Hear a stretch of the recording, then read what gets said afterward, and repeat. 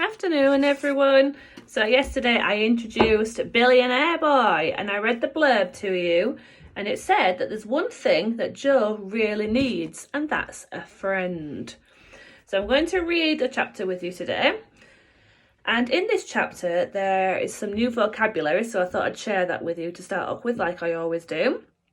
So we've got the word preposterously. That just means like ridiculous, foolish. A chicane. A chicane is a curve in a road. The verge. Okay, a verge means edge. I'll show you as I'm reading them to you. Careered. Okay, if you're careering somewhere, you're moving quickly in an uncontrollable way. Humble is about being respectful and grateful. And forlorn is a really good word for being sad. Okay, so whenever you hear those words now, you'll understand what they mean. David Walliams, Billionaire Boy. Meet Joe Spud. Have you ever wondered what it would be like to have £1 million or £1 billion? How about £1 trillion or even a gazillion? Meet Joe Spud.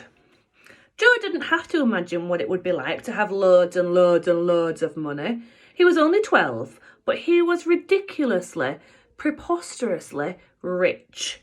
Joe had everything he could ever want. Look at this tick list I'm about to read to you.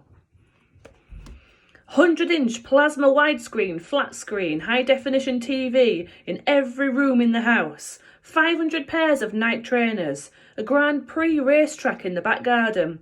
A robot dog from Japan. A golf buggy with a number plate Spud 2 to drive around the grounds of his house.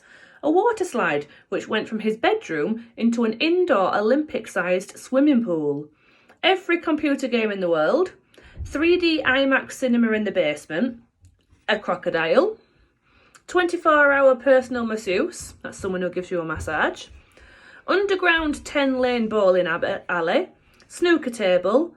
Popcorn dispenser, skateboard park, another crocodile, £100,000 a week pocket money, a roller coaster in the back garden, a professional recording studio in the attic, a personalised football coaching from the England team, a real-life shark in a tank. Imagine having all those things. Does he even need all of those things? What would you do with a shark and crocodiles? In short, Joe was one horribly spoilt kid. He went to a ridiculously posh school. He flew on private planes whenever he went on holiday. Once, he even had Disney World closed for the day just so he wouldn't have to queue for any rides. Here's Joe, speeding around in his own private racetrack in his own Formula 1 racing car. Imagine having the space in your house to drive around in one of those. Some very rich children have miniature versions of cars especially built for them. Joe wasn't one of those children. Joe needed his Formula 1 car made a bit bigger. He was quite fat, you see. Well, you would be, wouldn't you, if you could buy all the chocolate in the world? You'll have noticed that Joe is on his own in that picture. To tell the truth, speeding around a racetrack isn't that much fun when you're on your own, even if you do have £1 squillion. You really need someone to race against. The problem was, Joe didn't have any friends. Not one. Now, driving a Formula 1 car and unwrapping a king-size Mars bar are two things you shouldn't try to do at the same time. But it had been a few moments since Joe had last eaten, so he was hungry.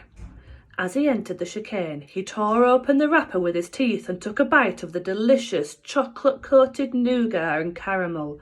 Unfortunately, Joe only had one hand on the steering wheel, and as the wheels of the car hit the verge, he lost control. The multi-million-pound Formula 1 car careered off the track, span around and hit a tree. Screech! The tree was unharmed, but the car was a write-off. Joe squeezed himself out of the cockpit. Luckily, Joe wasn't hurt, but he was a little dazed, and he tottered back to the house. "Dad, I crashed the car," said Joe as he entered the palatial living room. Mr. Spud was short and fat. just like his son. Hairier in a lot of places too, apart from his head, which was bald and shiny.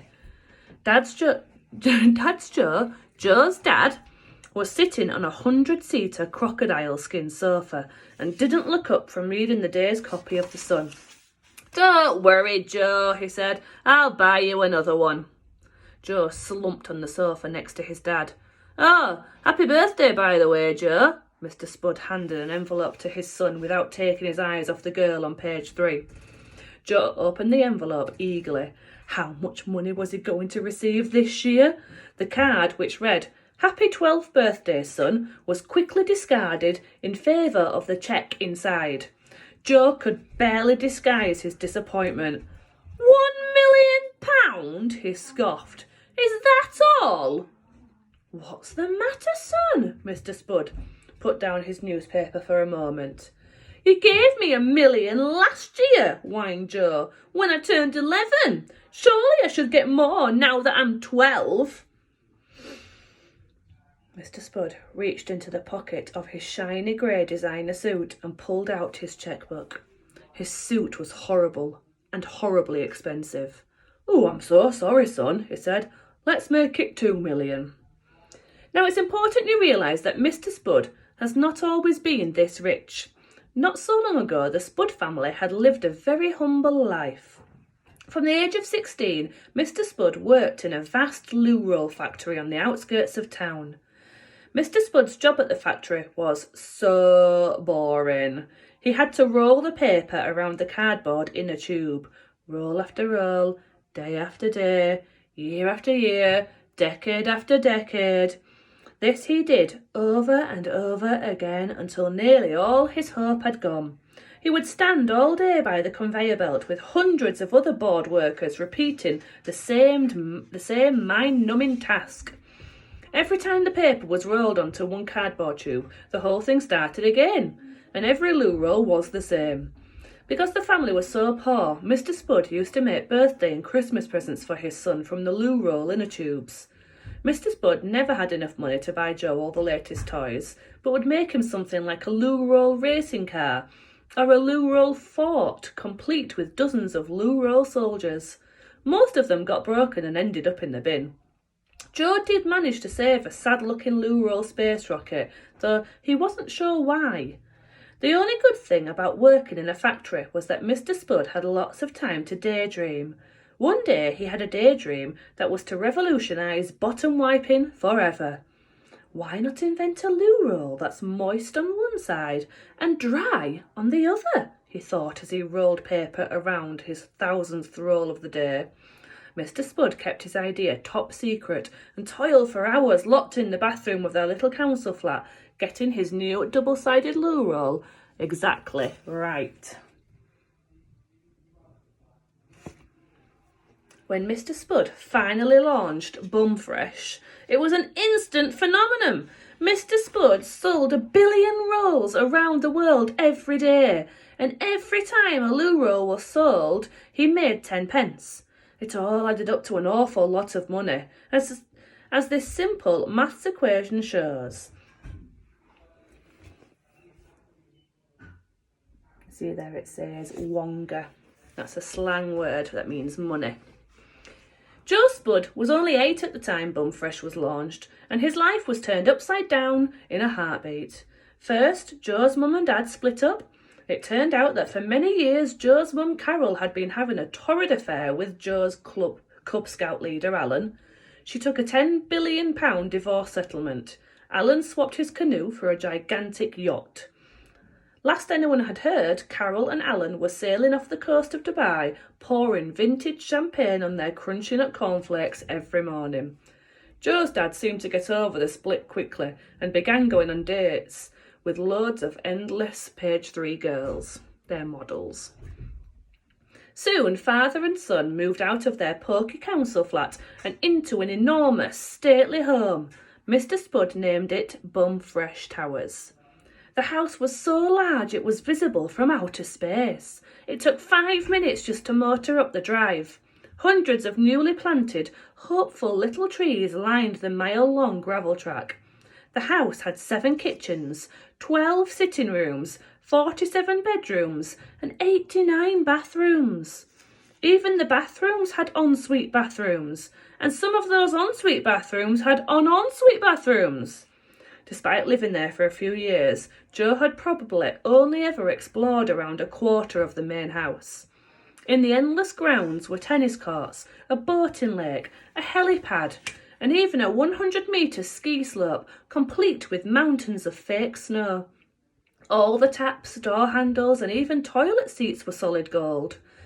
The carpets were made from mink fur. He and his dad drank orange squash from priceless antique medieval goblets, and for a while they had a butler called Otis who was also an orangutan, but he had to be given the sack.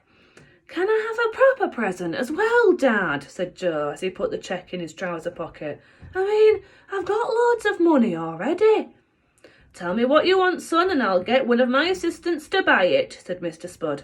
"Some solid gold sunglasses? I've got a pair. You can't see out of them, but they're very expensive." Joe yawned. "Your own speedboat?" ventured Mr. Spud. Joe rolled his eyes. "I've got 2 of those, remember."